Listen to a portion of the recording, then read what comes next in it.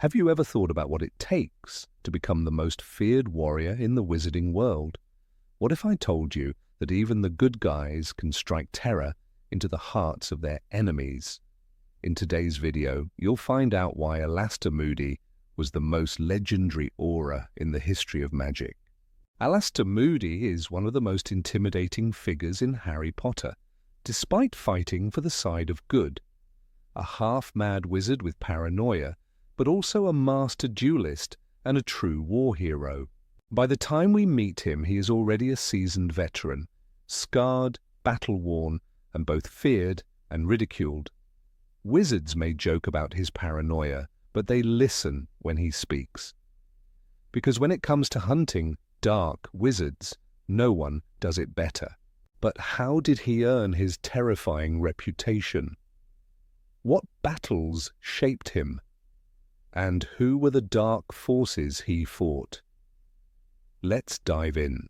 Born in Scotland into a family of pure-blood wizards, Moody was destined for a life of war. His ancestors were auras for generations, hunting dark wizards and sending them to Azkaban. He attended Hogwarts, most likely in Gryffindor, and was a top student. Though little is known about his school years, one thing is certain. He was preparing for a future far more dangerous than ordinary wizarding life. After Hogwarts, he enrolled in aura training. Despite being called courses, this was no simple education. The training lasted 3 grueling years, covering combat spells, stealth, and intelligence gathering. Auras weren't just warriors, they were spies, strategists, and detectives. Once he completed his training, he joined the Ministry of Magic's Aura office. But his real test was yet to come. Moody was thrown straight into the chaos of the First Wizarding War. Voldemort and his Death Eaters were rising, and the wizarding world was on fire. This was when Moody cemented his reputation. He fought fearlessly, capturing and imprisoning more Death Eaters than anyone else. He lost an eye, a leg, and covered his body in scars, but he never stopped. His enemies feared him, and his allies saw him as a legend. But war changed him. Even after Voldemort fell, Moody never let his guard down. He refused food or drink from anyone else. He saw conspiracies everywhere, and sometimes he was right. Though many in the ministry started dismissing him as a paranoid old soldier, he never stopped hunting. He was the one who captured Igor Karkaroff, a former Death Eater who later betrayed his own kind to save himself. Before Voldemort's return, Moody finally let his guard down. It cost him dearly. Death Eaters ambushed him in the night, imprisoning him while Barty Crouch Jr. stole his identity to infiltrate Hogwarts. When the truth came out, Moody didn't hesitate. He returned to the fight, leading the Order of the Phoenix after Dumbledore's death. He stood on the front lines once more, refusing to give in. But even the greatest warriors fall. During a mission to protect Harry Potter, Voldemort himself struck Moody down with a killing curse. The legendary aura was gone, just like that. Moody wasn't just a fighter. He was a master of non-verbal magic, a dueling expert, and one of the most skilled auras in history. He taught Nymphadora Tonks, another great aura, and captured half the prisoners in Azkaban. Even after his death, his presence lingered. Dolores Umbridge used his magical eye to spy on her office, but Harry later stole it and gave it a proper burial. Moody's paranoia wasn't madness, it was survival. And in the end, he proved that true warriors never stop fighting. Have you ever wondered what it takes to become a living legend? What if one man's paranoia wasn't madness, but the only thing keeping him alive? In today's video, you'll find out how Moody's unbreakable will shaped the wizarding world forever. Moody wasn't just an aura. He was a force of nature. A warrior who had seen too much and lost too much, but kept going. His life wasn't about glory. It was about survival. From the moment he became an aura, He lived in the shadows of war. There were no peaceful years, no quiet moments. Every day was a battle, and every night was a war. His enemies didn't just want him dead, they wanted him erased from history. He made sure that never happened. His paranoia saved him more times than anyone could count. He didn't trust doors, he didn't trust faces, he never ate food, he didn't prepare himself. Some thought he was insane, but the ones who laughed, they didn't survive. During the First Wizarding War, Moody fought in some of the bloodiest duels in wizarding history. He took down Death Eaters that entire squads of Aurors couldn't handle. He never hesitated, he never faltered, and he never left a battle without making sure his enemies would never rise again. He was there when the Dark Lord's army was at its strongest. He saw entire families wiped out.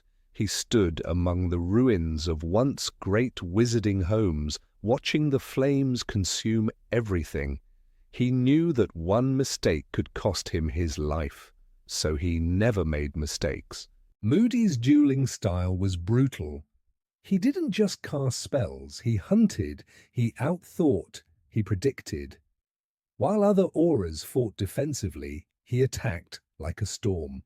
His enemies didn't have time to react, they only had time to fall.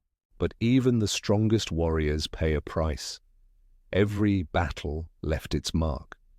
The scars on his face weren't just reminders of past fights, they were stories of survival. He lost his leg in a duel that lasted for hours. He lost his eye in a battle that ended with 5 Death Eaters in chains. But he never let loss slow him down. He replaced what was taken. He adapted. He kept moving forward. After the war, many Aurors retired. They laid down their wands, tried to build normal lives, not Moody. He knew the war wasn't truly over. He knew that darkness never stays gone forever. He could still see it in the corners of the ministry, in the whispers of former Death Eaters who had escaped justice. He never stopped hunting. When Igor Karkaroff was caught, it wasn't luck. It was Moody.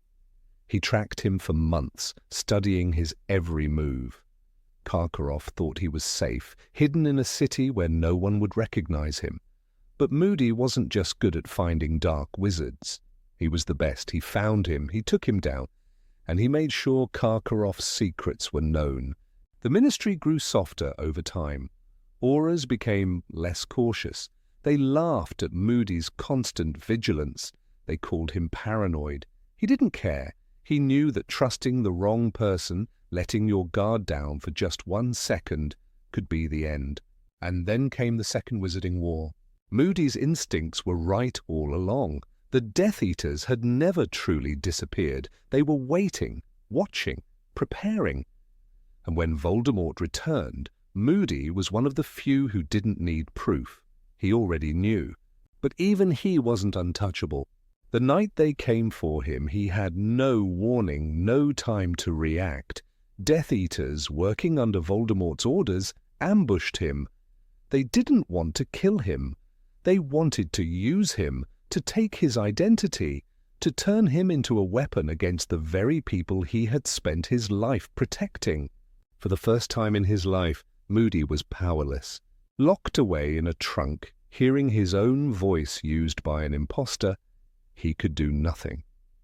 But he never stopped thinking, never stopped planning. And when he was finally freed, he didn't waste a single moment. He went straight back to the fight. Losing a battle didn't mean losing the war. The Order of the Phoenix needed him more than ever. Dumbledore was gone. Hope was fading, but Moody didn't believe in giving up. He didn't believe in waiting. He led missions. He fought back. He trained young wizards who had never seen real combat, turning them into fighters. And then came his final mission. He knew the risk. He knew that Voldemort himself might come after him. But Moody never ran from danger. He flew straight into it. The night sky was filled with spells. Green light cut through the darkness. Moody fought like he always had, relentless, fearless. But this time, it wasn't enough. Voldemort's killing curse was too fast. There was no time to dodge, no time to block. One moment, he was there. The next, gone. Even in death, Moody left a mark. His legacy didn't die with him. The wizards he trained carried on his fight. His name remained a warning to those who walked the dark path. And even after everything, after all the wars and battles, after all the enemies he faced, there was one thing no one could ever say. No one could ever say that Alastair Moody was afraid.